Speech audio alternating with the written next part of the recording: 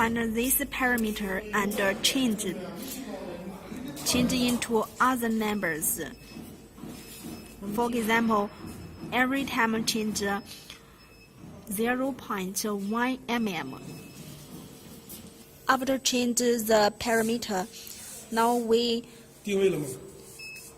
re-operation and recut the material. Every time before cutting the material, please remember original button. Press the original button and then press the start. The right cross is a cutting point.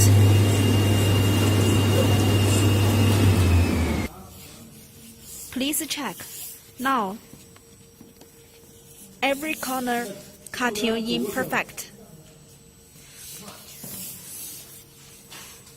Why this problem happens? Because when the knife cutting the material, it from this cutting point. From here. Sorry, it from this cutting point, cutting like this direction, but it stopped here, so this corner did not finish. Please check. This picture on the phone is the last parameter.